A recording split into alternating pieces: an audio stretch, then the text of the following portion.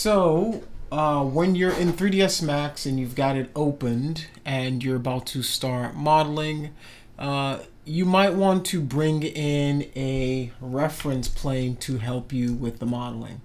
A reference plane is just an image with your reference on it. Sometimes for reference gathering, I use a program called PureRef, but if you don't have access to PureRef, PureRef is free if you were wondering, PureRef is a free program. You can download it. They might, I think they ask for a donation. Um, you know, but other than that, it's pretty much a free program that you can use to gather your reference. But if you want a reference inside of your scene, this is how you would go about doing it. You would go into your standard primitive tab right over here. You would then draw out your image, and depending on if you're going for something more realistic or accurate or whatever, you might need to do some measurements, but we don't need to do that. I'm going to zero these out so that there is nothing on my image plane. All right, let me find my reference. Let me see if my Mario coin is in my... What was that? Did you say that these lectures were recorded? Yes. Do you know where we can find like the recorded versions? Like, because I can't really find them on eCampus. Okay, I will post the link to them as well. They're also on the Art of Struggle. Well, I don't know how I can't say that. That's the name of my podcast. But they are online, so I will post where you can find them. Okay, thank you. No worries.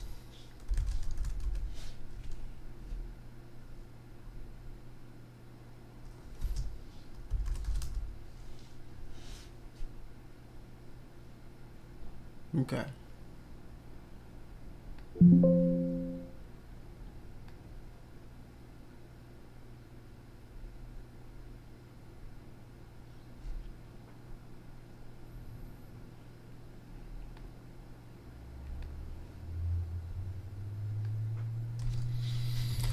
So, if you have your browser open, you can type in Mario Coin. All right. So you just go into the images. JPEGs are the best images you can find. This is a good one. You can do save as and then make a new folder. I'm going to make it the Mario Coin. And then I'm going to save this image there. I might want to do this one on the back. This image, a star on the back. Save this image. Save. And I want a front view of the coin as well. I want a front view so that I have a good idea. So I'm going to save this one as my front view. Alright. So now I've got my reference saved. I've got my image here. If I hit G on my keyboard, let me turn on no board so that you guys can see what's going on. It'll be in the recording. You might not see it here, but I will try to narrate. So this is no board. You'll see it inside of the final video whenever you guys watch it back. This records my keystrokes, my keyboard, and you guys can see what I'm clicking or hitting at any given point in time. All right. So, if I hit Alt and X, let's hit F3 first. G gets rid of that grid that you see there. Alt and X makes my image X-ray. You can't tell it's X-ray mode right now, but if I put this behind this, back to the front view, what I mean by X-ray is, so my plane right here, Alt and X, it's opaque, it's transparent. That's Alt and X, Alt and X, Alt and X. All right. So now if I want to add an image to my plane here, I'm going to hit M on my keyboard. This will bring up my material editor. If you don't, you hit the material editor, maybe you're on the virtual desktop or the virtual machine, this icon right here will also bring up the material editor. The material editor looks something like this.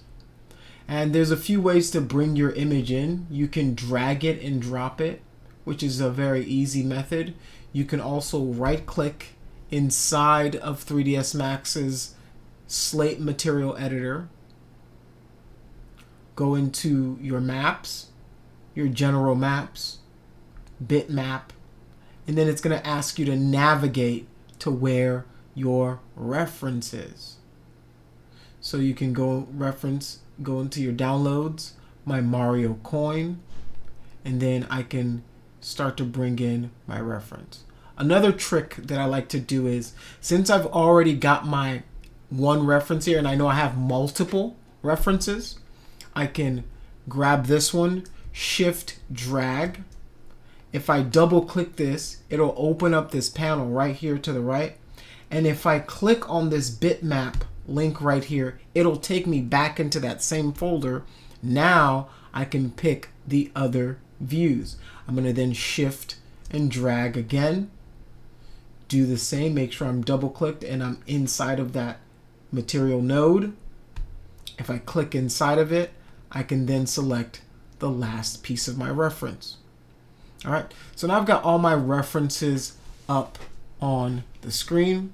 The next thing I want to do is I want to assign them to a material. You can do the open PBR material, but the most easily understandable one right now is this physical material. I drag the physical material out and I can drag my bitmap node into that base color map. So I'm just going to double click here. This is my material node, my material number 25, right? So this is my ref. So what it's doing is whenever I drag this node, it's going to place it wherever I select. So if I drag it into this base color, you'll see that M shows up right here, meaning that there is a material inside or there's a map inside of my base color. I can do that. Same, I can drag multiple, throw it in the reflection, the color map, roughness. I don't want to do any of that, right? I don't want to do any of that. So I'm just gonna detach them. I just want them in my base color map. All right. So now if I minimize this or move it over here, I can select my image here. I'm gonna bring this back so you guys can see both of them, so you guys see what's going on. All right. So now I've got my plane selected. I'm going to select this material and then I'm going to assign this material using this button right here. This is the assign material to selection. What you'll notice is whenever I assign my material to my plane, well, it looks a little skewed. This isn't a perfect circle. And I need this to be a perfect circle so whenever I make my coin, it looks correct. The way to do that is I'm going to go into my plane settings using this modifier panel. I'm going to drop down my modifier list. I'm going to scroll all the way down until I find something called the UV map. I'm going to click that UV map and I'm going to go to bitmap fit. And usually it will find that same folder where it is housed. I'm going to then select that coin.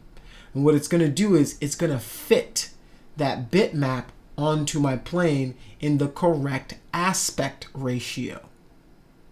Now I know that this is a 1-for-1 to the image that I have. What it also does is because I have more room on my plane than I do my image, it's going to begin to tile that image. And that tiling is shown right over here. So if I hit 0 on the tile, you'll see there's no tiling happening, right? But if I do 1, it's going to tile it 1 time on the U, V, and W. To make sure that I'm just looking at this one and not these other ones, I can go back into my modifier stack, reduce the width, and now all I'm dealing with is my coin model, the one single image.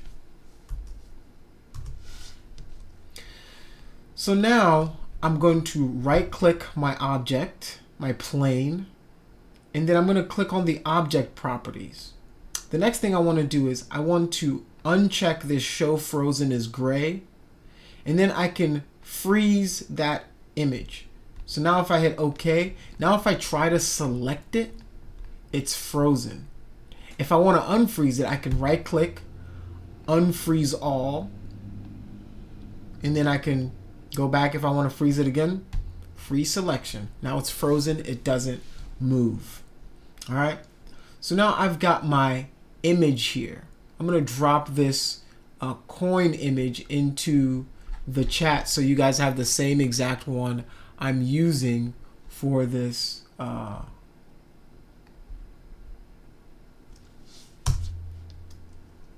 I just dropped that into the chat. All right, so now I want to start to create my coin. So I'm going to go into my standard primitives in my create panel. And remember, the create panel is also right here. They put a lot of these tools in multiple places. A lot of 3D software is redundant in that way, where they'll put it in a bunch of different places so you can get there in a few different ways. You can even script it where you can type in script and it'll create a cylinder for you. So there's a bunch of different ways to do the same thing. So now I'm making sure that I'm in my front view, and I'm going to begin to create this cylinder. Remember we talked about 1-step, 2-step, and 3-step operations last class? Well, this is a 2-step operation, right? So now that it's been created, if I hit Alt and X, you can see through. I'm also going to zero out my model, my cylinder there. So now what I can do is I can increase the amount of sides. I'm going to do about 30. Let's do maybe 32. If I rotate it to the side, I want to see the wireframe, but I really can't right now. So I'm going to hit F4 on my keyboard. These extra line segments on the side, they're called the height segments. I don't need those. I've got 5 of those. It's a little bit of overkill. I'm going to take them all off. All right.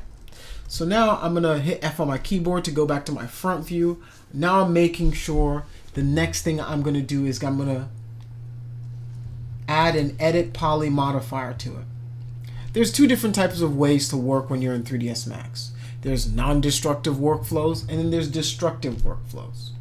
To work non-destructively, I can go into my modifier panel here, I can scroll down, and I can add my edit poly modifier on top of my cylinder. The difference between these workflows is if I right click and then I just convert it to an edit poly modifier, well, now I've lost that cylinder that's underneath. I can't do anything with the basic parameters. But if all I do is add that edit poly modifier, I still have the option to go back down and add some more polygons, height segments, increase the height and width.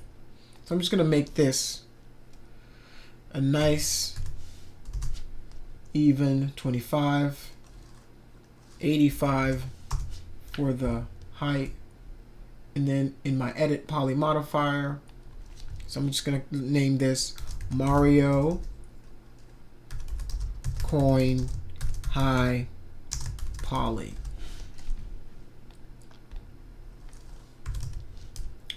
So the next thing I want to do is I want to start addressing some of this shape. So I'm going to hit R on my keyboard, which takes me to my uniform scale. All right, if you try to scale something and you're getting some funky results from your scale, you might want to go and check your scale parameters because there's a few different ways. So if I hold down while I'm left clicking my scale, you can see that I have 3 different ways to scale. I can uniform scale, non-uniform scale, and scale based on the object or its world scale. So when I start to scale it, I want to make sure that I have my uniform scale selected. So if I just start doing that, you can see that it's just going to scale that down. But what I want to do is I want to hold down Shift and then scale. What it's doing is it's insetting those polygons. There's a reason that you want to do this, and there's other times when you're not going to want to do that. Doing that same operation, I can just as easily come to my Inset tab right over here, click my Inset settings, and then bring this in. The same operation 2 different ways. The difference is, though, that I'll show you. Whenever I can hit plus, plus, plus, plus, and it'll start going. But it gets to a point when it's going to start collapsing on itself. That's why the difference is you can then scale that down and weld it. All right, so I just Control Z'd and went all the way back to this. All right, so I'm just gonna bring in my inset. I'm gonna bring it in all the way past this little lip that we have here. I'm gonna hit the check mark. I'm gonna move over here. I'm gonna shift, drag down. That's one way to do that operation. I'm gonna hit Control Z. If I click on this extrude button, I can do the exact same thing in a positive or the negative. So I'm just gonna extrude it -10 and hit yes on the keyboard. I'm gonna also hit F on my keyboard once again to get into my front view. So what you're gonna notice now is that, man, my coin looks very, very blocky.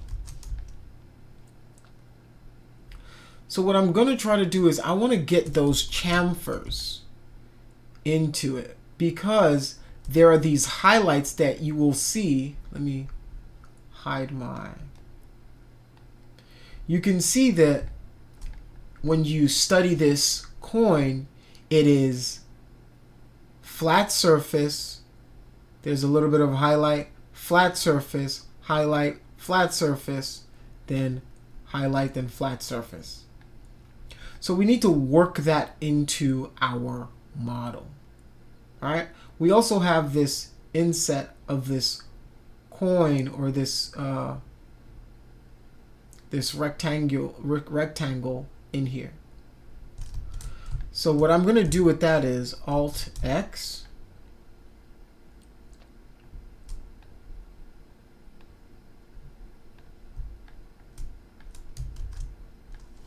F on my keyboard. F4 to bring up my wireframe. I just double clicked this edge, and what that does is it will loop the edge. Another way to do that is if you grab this edge, you can just click loop. So I'm going to hold down Control, do the same for this outer edge, and then I'm just going to go and do a chamfer operation. So there's 2 different ways to chamfer. One way to do it is you hit this dialog box. That's what these are. These are the settings for the dialogues of the certain operations. You can also go do it by hand and then just drag your chamfer. So as you can see, chamfer is right here. It's also up here in my modeling tab. I can also get to my chamfer settings that way as well. The reason you might want to use the settings is you might not like what it's doing with your chamfer. You might want a uniform chamfer, radio chamfer, patch chamfer, or quad chamfer, which is what I want to do. I want to do a quad chamfer. I might reduce, I'm going to try to match, right? What I'm trying to do is I'm trying to match the depth of the chamfer that I see in my reference. When I'm happy with what I see, I'll hit the check mark to accept those terms. All right.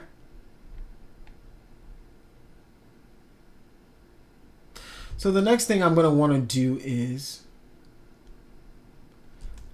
this.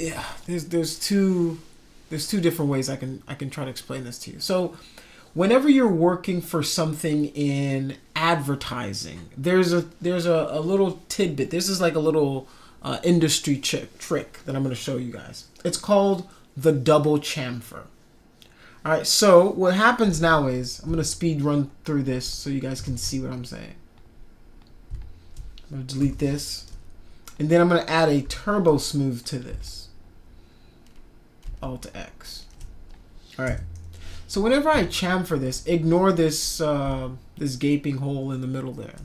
I'm gonna go to M on my keyboard, and I'm gonna make a material. I'm gonna add a material with some decent specular on it. Maybe increase the gray so you guys can see it. So right now, if you look at how the highlight is working, look at how this highlight is working. I've got one highlight, and my edge is really, really soft. It's a soft edge. This is cool. You can see as I play with the coin, as I move it up and down, you can see how that highlight works. You can even see that based on how this is smoothing out, I've got these jagged edges of smooth that go across my model. When we're doing advertising, I learned this when I was in this company called Pictureplane, and we were doing a lot of stuff for Hasbro, Mattel, like toy design and stuff like that. That there's this idea called a double chamfer. So we have our original chamfer here, and what we'll usually do then is we'll right click again and we'll chamfer this edge again, and you'll see what the difference is. All right, so not that kind of chamfer. We'll do a uniform chamfer, and then we'll do something like that. And you guys will see the difference in those two. So now, whenever you can see, I've got this nice highlight here. I've got two highlights as opposed to one. So you can see the difference in that chamfer.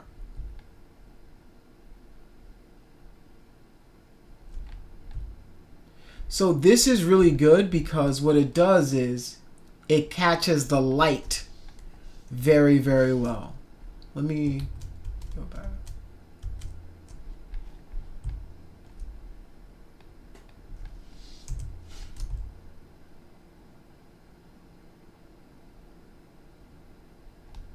Let me increase this one more time. So now we've got our flat surface, highlight, flat surface, highlight, flat surface, highlight.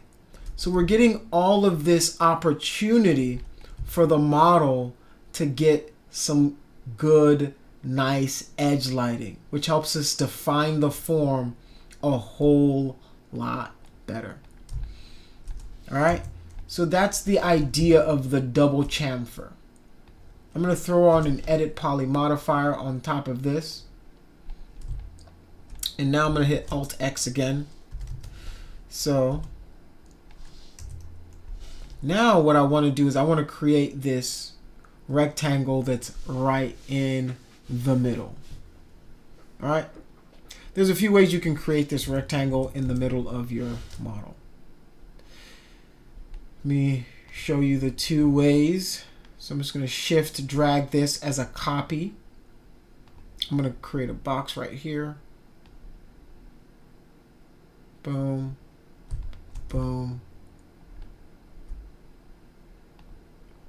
Right click. I'm going to convert this to an editable poly.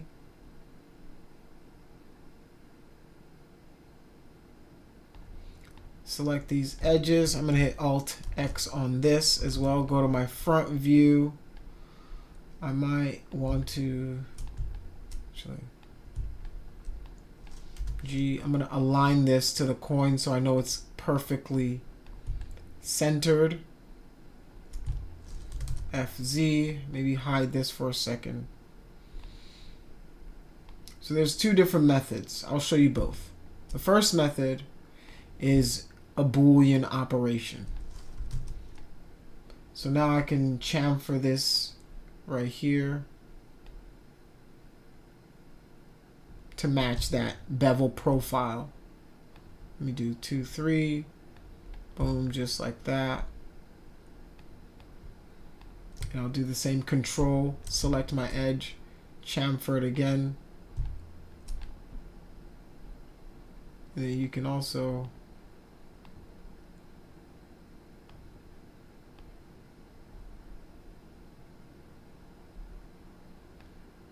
go like so, just a little less.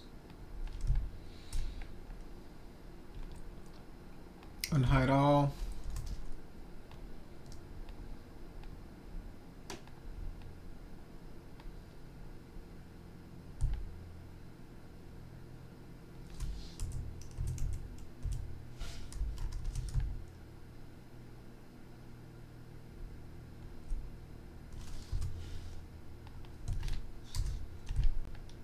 All right.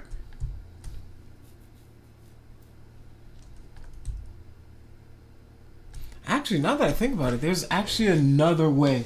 It's a little newer into 3ds Max, but I will show you guys that way as well. I'm going to shift drag this part. So there's 3 different ways to do this now. Holy crap, I just realized that. All right. And then I'll do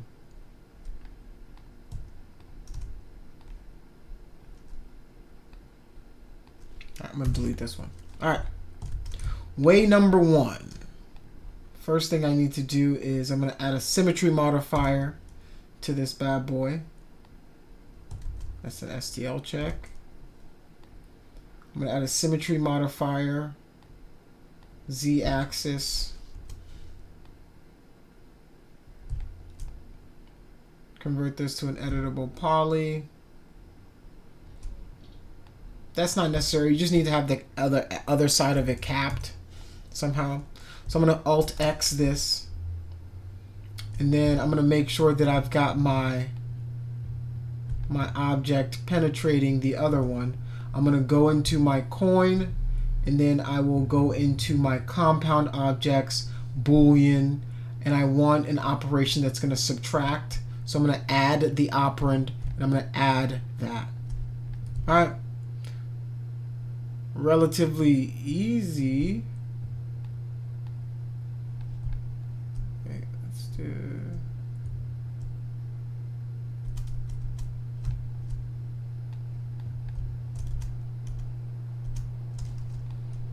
Okay.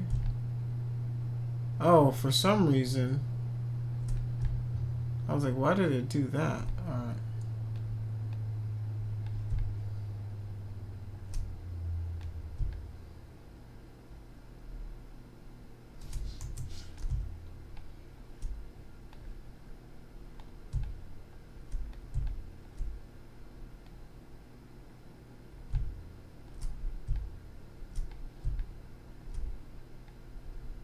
Okay.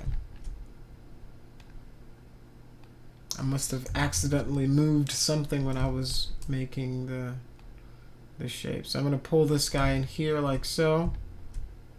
And that should fix our Boolean issues. So now I'm going to go to my Boolean, subtract, add operand, boom, and we should get something like that. All right, this is fine and all, right? Like this is an okay way to do it. On the tiers of ways to do this I will probably rank number 2 of the 3. Like this would be like the second acceptable way to do it. Because after this, right, you can do something like this, convert to editable poly. And I'll tell you the reason that this isn't like the most advised way to do it is because you're not really controlling what's going on in this. So the moment you try to throw a turbo smooth on this, you see what happens? It breaks down, right? It doesn't really smooth out very well.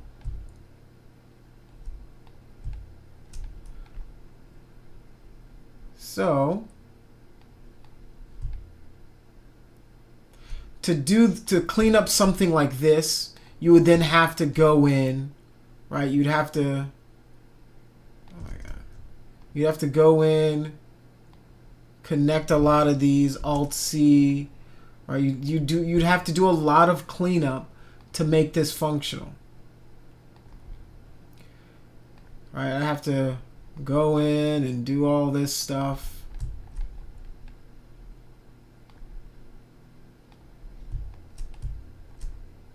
Right? This is a crappy cleanup job, by the way, just so you know, like I'm just trying to get the point across. So like now if I turbo smooth it, you'll see that it's going to hold that shape a little bit better. Right? Still crappy, but you can at least see what it's trying to do. So like obviously you would go in, it would take you a long time to clean this up, is what I'm trying to get to. All right? So this is like ranked tier 2. Nowadays though, like they have added a retopology tool to 3ds Max. I don't want to shortchange you guys. I'll give you all the avenues. Like they have added this. Now if I compute it, 5,000 polys, it'll do something like this. Actually, let's reset that. Let's do by angle. Smoothing groups are fine. And then, you know, I want to give you guys the most generous interpretation. God, that's terrible.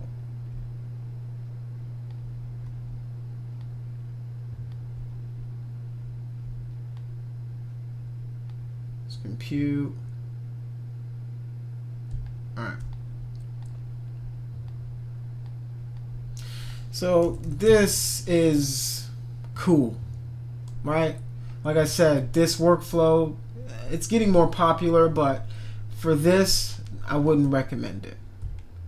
Tier number 3, right, is, let's cut this out. So this is our Boolean operation, right? If this is as far as you were going, you weren't going to add any more geometry to it, it might be fine.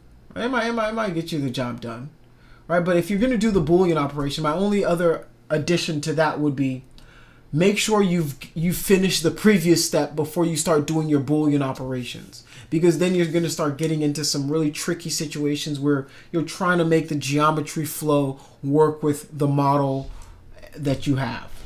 All right. So with this one, I'm only going to select this piece right here, Control I. I'll delete everything else.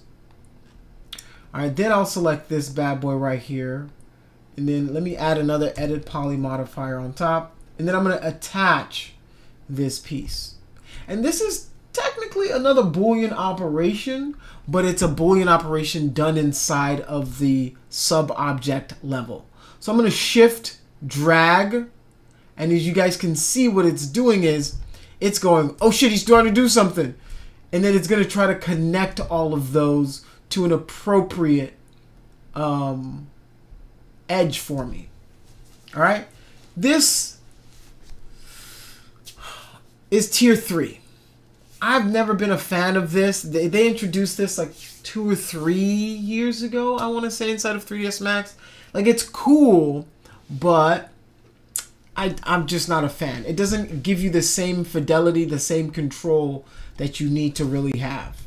So, like, this is tier 2, right? Then you can probably still throw... Oof, God damn. That is hideous. All right. So, what you're going to do is you're going to Alt 1. You're going to throw some edge loops in this bad boy to control those edges. You don't really have that much control over it. Cool and all, but it's alright. Maybe you can, here you go, chamfer this, and then you can do a 0 chamfer.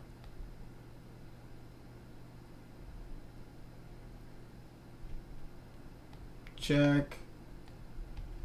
And now you'll have something that looks kind of like this, right? Like, it's not the worst, right? Not the absolute worst, right? You'd want to clean up this inside. So I'd go here, maybe do an inset, do like R, either an inset or just scale this. Yeah, let's do an inset, because insets do it a little more evenly. So inset like that. And then you'd still maybe, if you do Alt 1, actually Alt C, you can kind of cut these guys across the shape.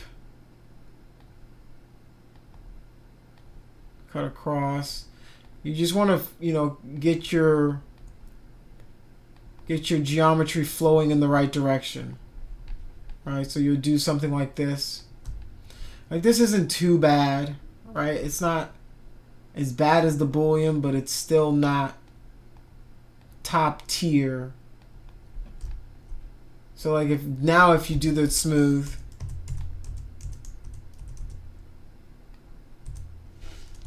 right? It's not, you know, it's not the worst. You can still notice some pinching here. It might be hard for you guys to see the pinching, but there's some pinching here and there. But it's not the worst iteration of this. All right?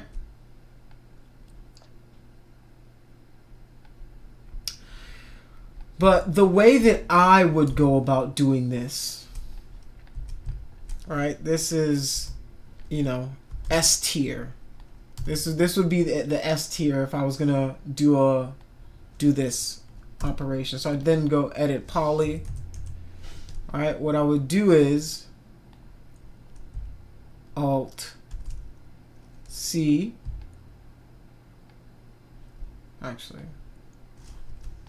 let's start with this.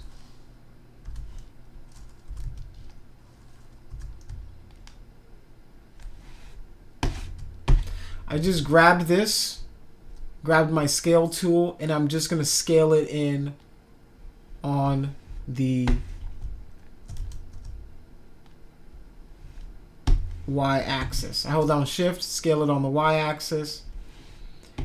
And what you're gonna know is, what you need to know is that still exists. So I'm gonna hit delete on my keyboard to delete that extra polygon that I created.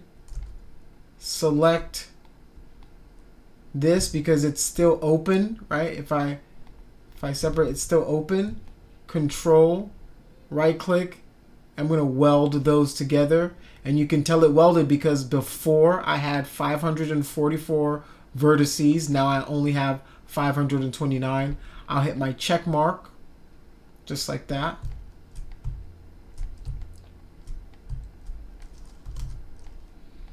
All right, so now I'm gonna go Alt C. I just want to cut right here. Make a cut right here. And then I'm going to hit 2 on my keyboard, which will give me my edge mode. And then I'm going to pull this edge a little bit over this way. Pull this edge a little bit over this way. All right. So now hit 1 on my keyboard, Alt C.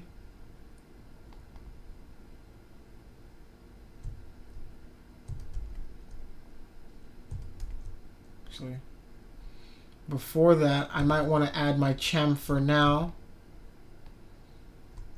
So I'm gonna see if that. No, let's not do it now. Alt C. Cut into it.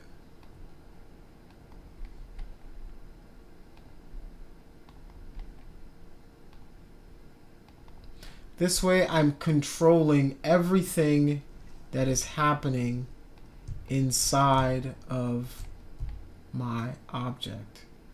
It's a lot cleaner. So now I can shift drag this bad boy to on my keyboard, select these inner edges, right click, and then I can chamfer those. All right. FZ. So now I can chamfer, maybe add 2 like so. And then I can deal with these. Control backspace.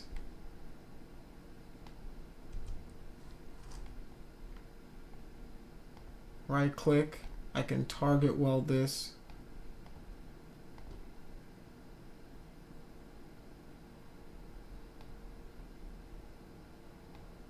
Actually,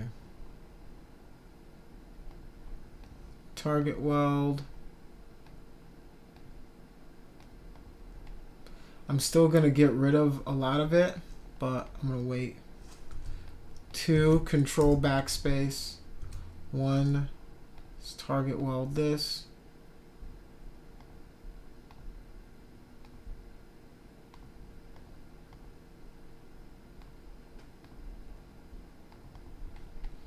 All right. And this is the beauty of 3ds Max is I don't want to do that anymore. So what I can do now is with my symmetry modifier, I can just use that to make a symmetry of it so I don't have to do that same operation again. Let's turn on my turbo smooth to see what's going on. Alright, so I've got some pinching going on and now I want to solve that. So what I'm going to do is go back into my model here.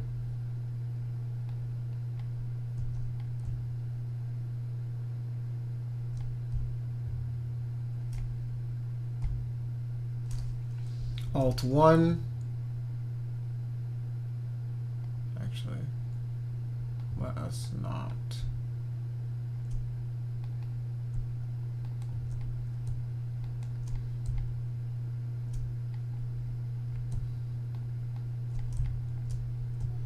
Just going to select all of these. Actually, let's remove some of these while we're at it. I'm going to remove these inside ones, control backspace, and because I have a symmetry modifier on, it'll do the same thing for the other side. Just gonna control these.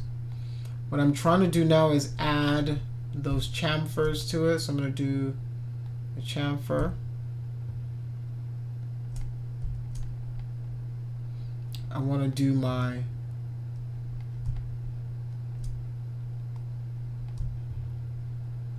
quad.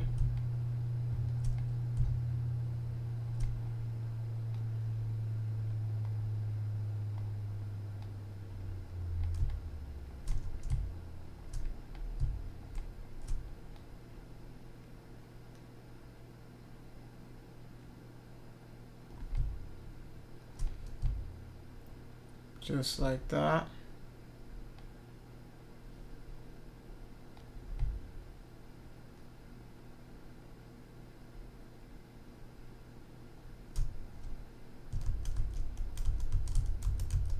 Okay, let me actually Remove these as well.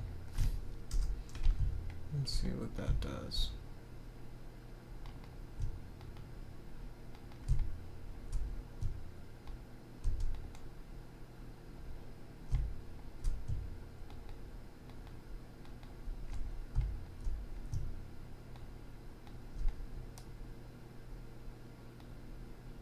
There we go.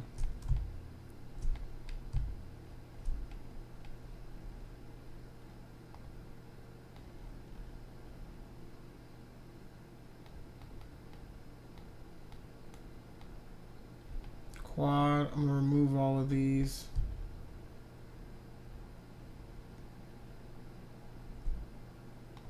Check. I'm gonna do my double chamfer thing. All right. Remove this center one. Don't really need it.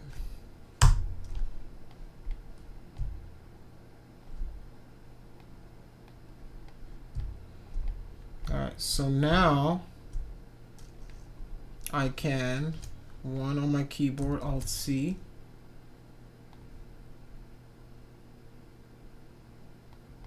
One, two, three, four.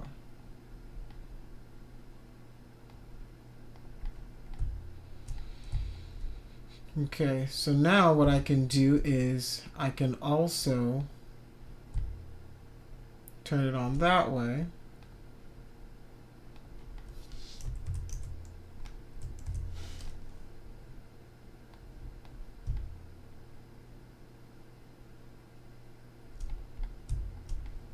All right. No. I'm gonna go back to my edit poly. I want to control this edge right here, so I'm going to hit Alt and 1. Oh no, Control Z. Alt 1. I'm just going to add that.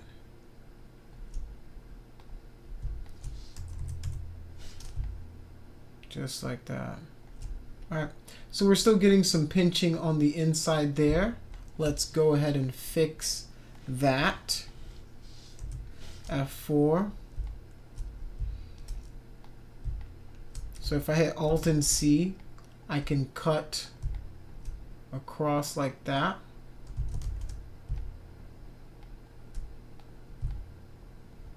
Just gonna do this like this.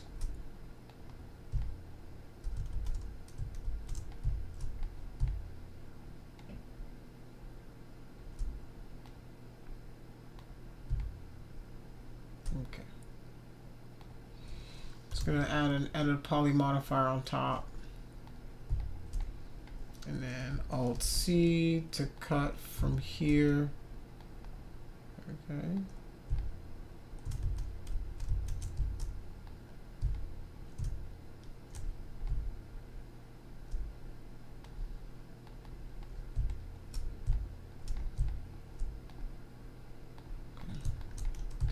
If you're not gonna work for me, I will brute force it.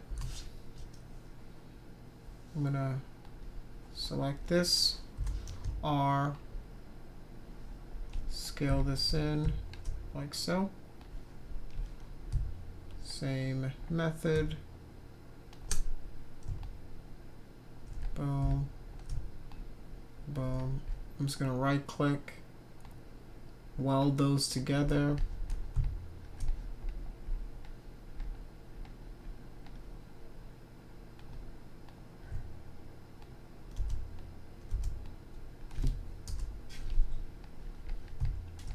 Just gonna remove those. Okay. Now if I hit Alt and 1, I'm gonna add this, and I should have nice, clean topology everywhere. S tier.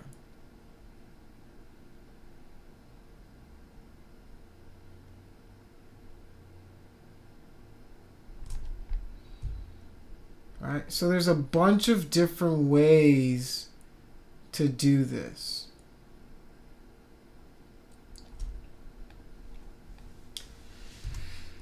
There's the rough and dirty way to do it. I'm going to add in. Okay.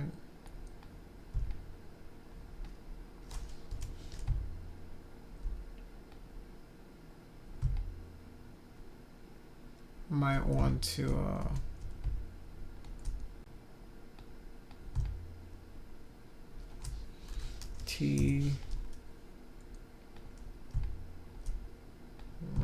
remove the turbo smooth.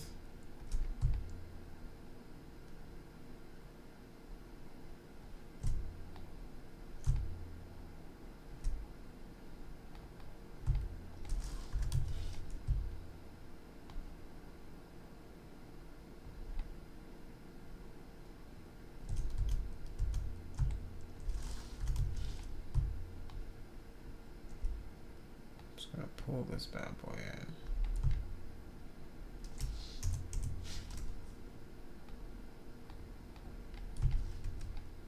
Alright, so now I've got a coin.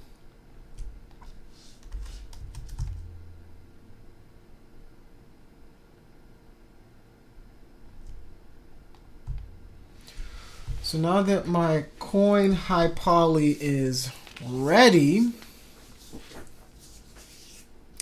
I'm going to show you how to quickly make the low poly.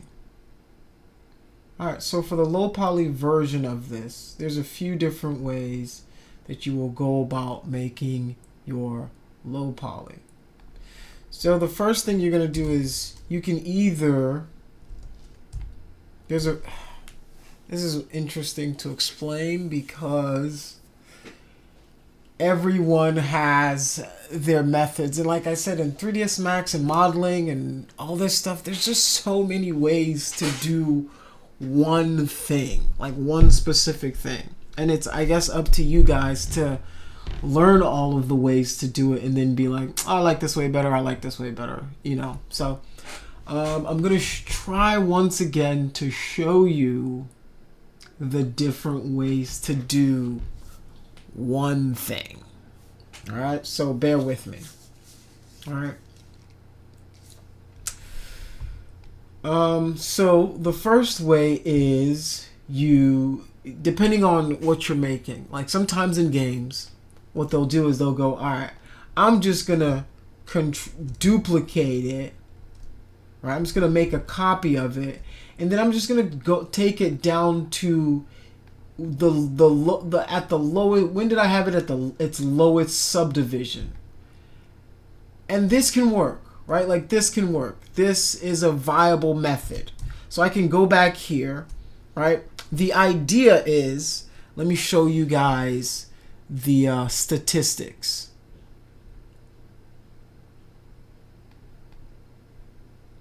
So if I go to configure my viewport, I'm going to go into my statistics view and I'm going to select total plus selection. I can do my try count. I really don't use edge count. Nobody really uses edge count.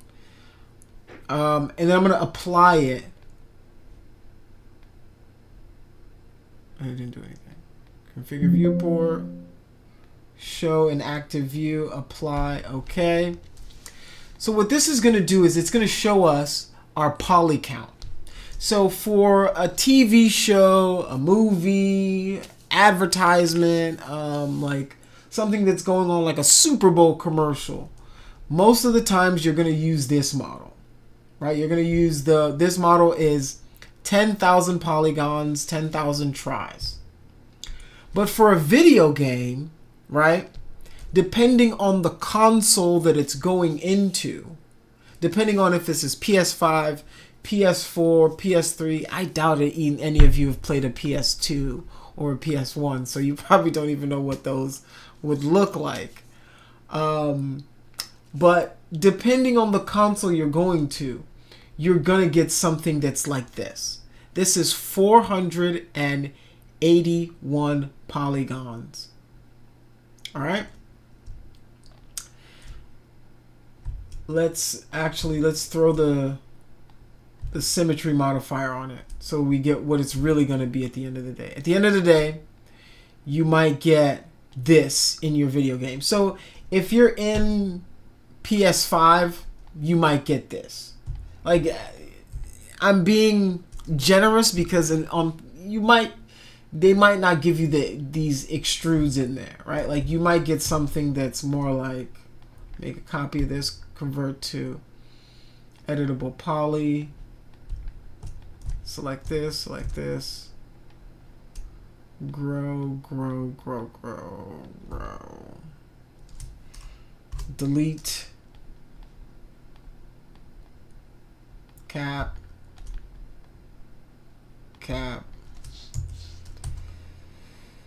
Ooh, that's still a lot. You might get...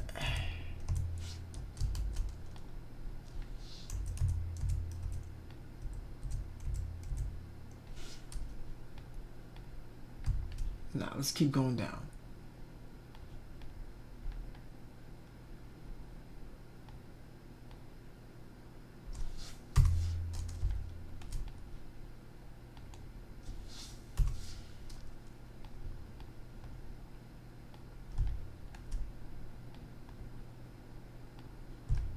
This. Let's see where we're at. 450. All right. That's still a lot. I'm going to keep going. I'm going to try to prove a point to you. So, like, all of these, not necessary. So I'm just going to start boom, boom, boom, boom, boom, boom. Control backspace. This is definitely not necessary. Alright. This might be.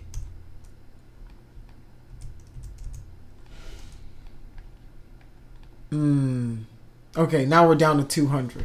So we went from 10,000 to... Okay, this might be a cutscene. Right? This might be a game cutscene. You get something like this. This is for movies. This is for cutscenes. This is for up close if you're picking up the coin, right? Like the coin's going to be in your hand in the video game. You'll get this version. For something that's like in a treasure chest that's on the floor, you would get something more akin to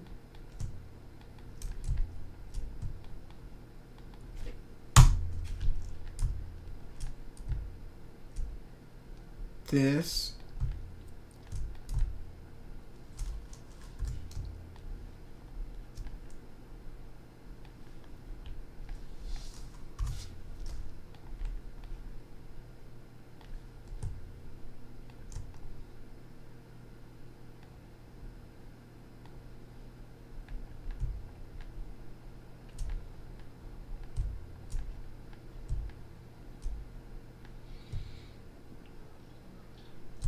Yes.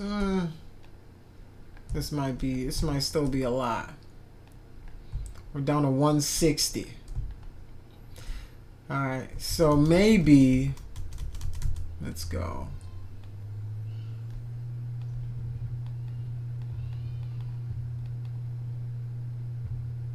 Dot ring, control backspace. Here we go. Now we're getting down to the nitty of the grits. This is what you finna get. Alright? Alright, maybe we'll even we'll collapse it. Boom. Target weld. Boom. Something like that. Something like that. Alright. So this might be what you get in the coin chest. 76 polys, 124 tries. Right? Because you might, like, if it's in a chest, there might be hundreds of these. So this starts to add up fast. This really starts to add up fast. And unless you got a Sony budget movie that you about to make, you're not getting this. Right? You're not getting this in your video game.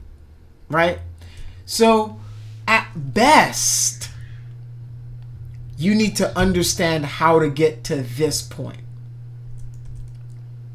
Right? And if we go any further, like if they're like, yo, this is on a mobile game, this is a phone game, like this is on Android or Apple, it's gonna be a plane. This is what you're gonna get. This is your budget. About $3.50. That's what I could do for you. About $3.50. That's all you got. This is it. Make do, buddy. Have at thee. They're gonna say, all right, make it work here. Use an alpha map. Give me my coin and go home. Right? The reason that, I probably haven't explained the reason is because when you think about video games, when you think about the idea of a video game and what you're gonna see, it's rare that you're gonna be this close to the model, right? Unless it's a cutscene, right? Like I said, you'll get this model. You're not gonna get all this extra ridge stuff in there. Unless it's a cutscene, you're not gonna get this or this.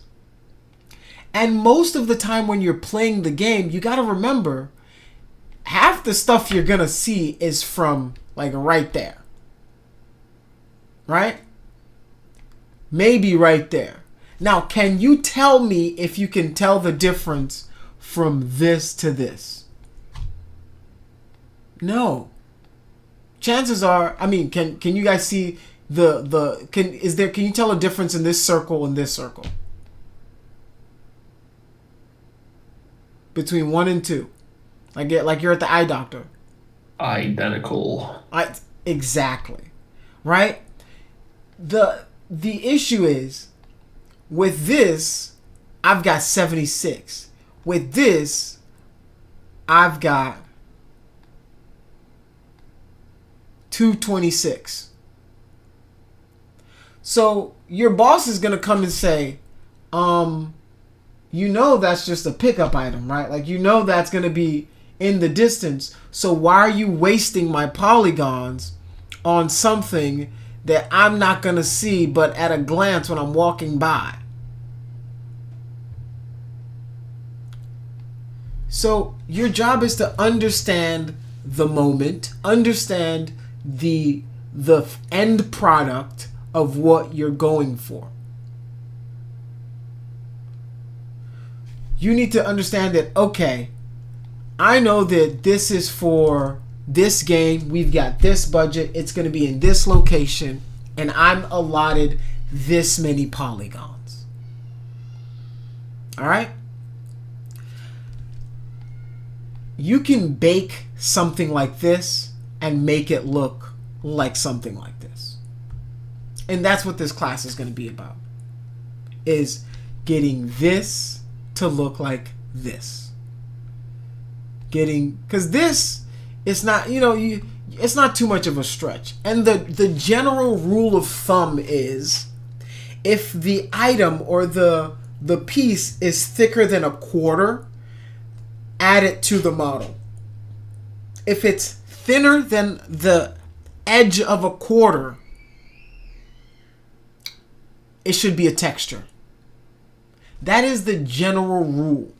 So if you have something like a watch on a character, right?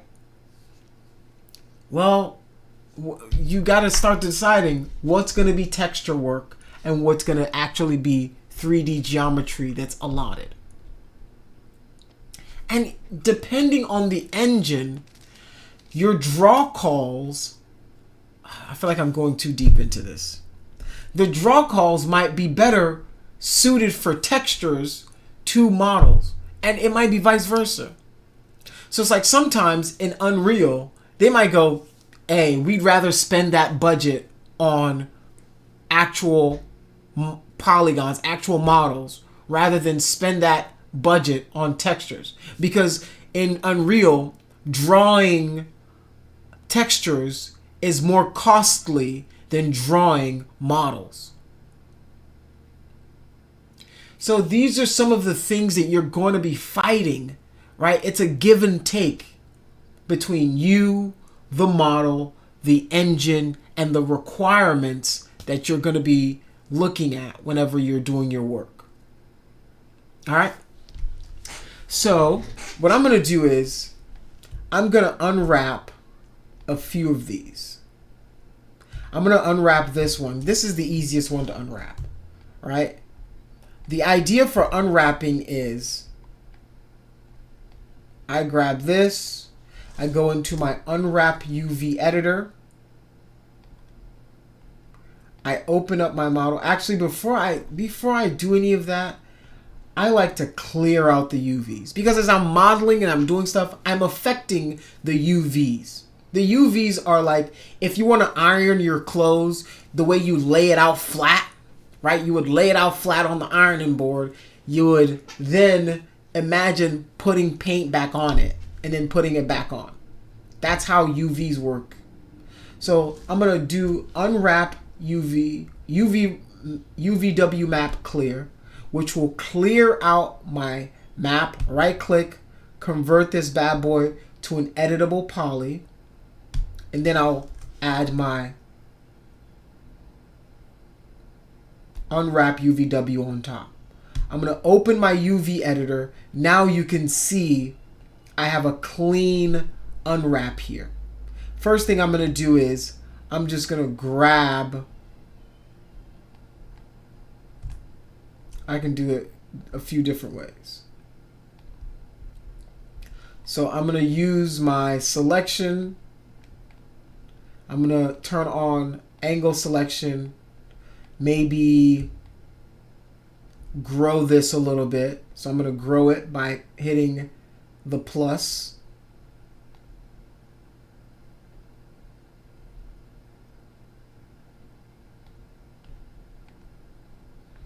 Right click, I'm going to break this apart. I'm going to pull this. Let me open up my, all right, so you can see what's happening.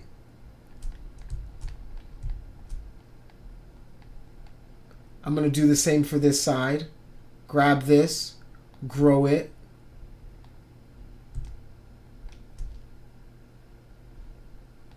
Grow my selection.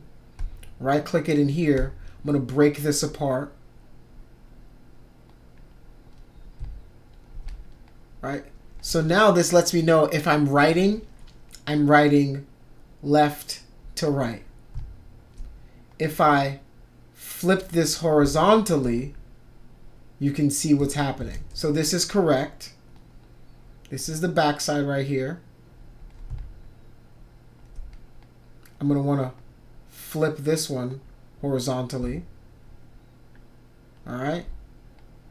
And then with this, which is this top side, you can see that it's stretched and I wouldn't be able to draw or do anything on here. So what I can do is, there's a few different ways. Man, there's so many different ways to do everything in here. I know it can be, I just feel like it can be so confusing for you guys, but I want to try to demystify it and explain as much as I can as I'm going through. It's going to feel like a lot of information, but the more you guys do it, the better you guys will be at it. All right. So now I'm going to create a new scene. So depending on what you're making, you're going to want to hide the scene for your coin or for whatever it is. So, you know, for this coin, it might be rolling around. Maybe I'll do the scene at the bottom. I'll right click and I'll break that. So there's a few different ways to unwrap a piece like that. You can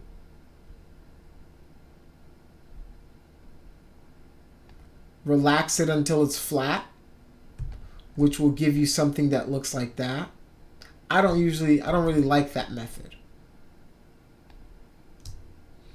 You can relax custom.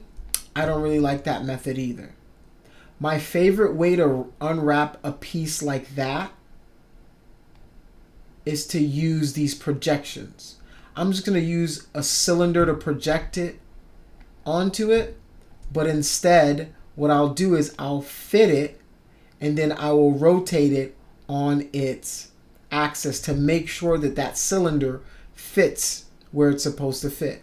Now I can go back into my object here. I like to pay attention to what the model is doing so I can see that my writing is correct. So now if I start to scale it down, you'll notice that I'm getting more accurate. And you want to make sure that you have squares, right? Look at your template, make sure that it's a square, right? So now I want to make sure that as I'm looking down, you can even scale it up to make sure that you've got these squares. So depending on what my front view is, so this is my front, right? Now if I turn it this way, this text should be flipped horizontally, right? So now if I'm going to write something on it, I know that if I write left to right, it will work properly. The next thing I want to do is I'm going to pack this into this UV space. Anything outside of that UV space won't be textured. The only thing that I'll be able to texture will be this because it's not inside that UV space. So what I want to do is I want to pack it. So there's a few different options when it comes to packing your model. I'm going to pack it and normalize it. What that does is it says, all right, I'm going to put everything into this box, and I will also do you a favor. I will make sure that they are in one-to-one relation to each other. So if you write on this one and you write on this one, the text will be the same size. This is useful for a few different reasons. If you're working on a texture or if you're working on a model that requires you to have all the writing, all the textures, the same size everywhere, then that is beautiful, right? This is a great boon for you. But sometimes you might be working on a piece that maybe this is the back of the model or something, and this is the front. All the audience is ever going to see is the front of the model.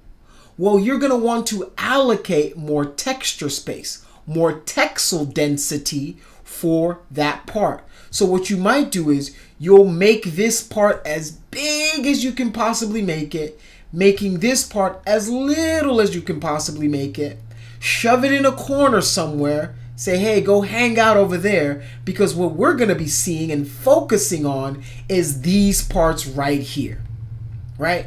If this is what you need to do, then you can do that.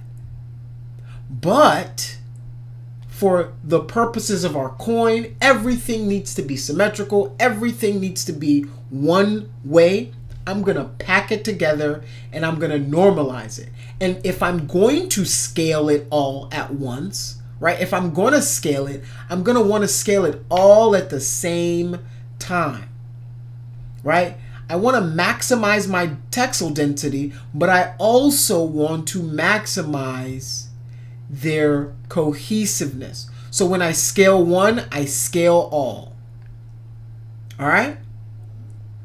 Hopefully those concepts and that idea make sense to you, right? So like imagine if like I have a character with like a hat on. The inside of the hat might be unwrapped in here, but nobody's gonna see the inside of the hat. So when I unwrap the inside of the hat, I'm gonna tuck that bad boy, I'm gonna make it nice and small, tuck it inside. The front and the top of the hat, I will spread it out and use up as much texel density as I possibly can. This technically is a waste of space. This is waste. This is wasted space, right? Usually if we're doing something for a game or something like that, you are jam-packing this bad boy. You are putting everything everywhere as much as you can. So let me show you, let me go texture map. Just to give you guys all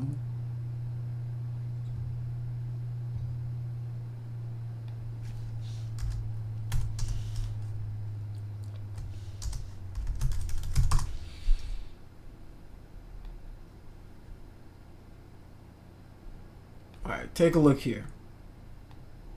So if you see, this is This is wasted space. You wasting space, bro. Like you could see. Oh man, this is tough for me because like now I'm judging. Now I'm judging how this guy packed this stuff.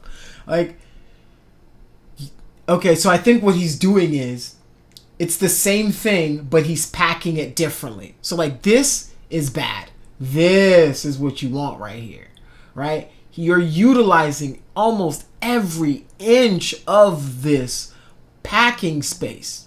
Because all of this, I would jam it in the eye sockets, put it here. You want to maximize the use of textile density. That's going to make your textures look a lot clearer, a lot more crisp for the final version. All right. So like all of this stuff, man, you wasting space, bruh. You're wasting space. This is what you see what I'm saying? Like you're going to pack as much as you possibly can because your final output, the engine, it just takes so much for it to draw all of these textures because this is the UV, but you got to think about it. You've got your base map, your metal map, your normal map, your AO, your ambient occlusion. So it's drawing 5 or 6 different maps for one model. And the computer might be like, yo, you are killing me. Imagine that times 1,000 assets. 100,000 assets, and it's having to do 5, 6, 7. Some of them have transparency, some of them have reflection maps, some of them have roughness, specular maps, base color maps. Some of them, have emission maps so that the object glows. So like the computer's running and doing a lot of work. So you want to maximize every single inch of the texture that you have. All that being said, this is shite, and it could be packed better, right? Like, but I only have one coin to unwrap, so you guys get the point, all right? That's the idea. So now I can show you guys. Look at how this is unwrapped. So this is nice and unwrapped. Now let me show you the difference between an object that is not unwrapped. So let me do unwrap UVW. Let's do unwrap, open, and then I'm going to do that same texture, right? You see the difference? So if I try to write something on this, it will be all over the place. It would be terrible. All right? So that's why you want to unwrap your model, unwrap your object, and then have it ready to go. Next class, what I'm going to do is I'm going to bake this model. I'm going to bake this high poly information into this low poly information, and then we can texture it and finish it out. All right? Does anybody have any questions for me before I wrap up and post this for you guys to take a look at?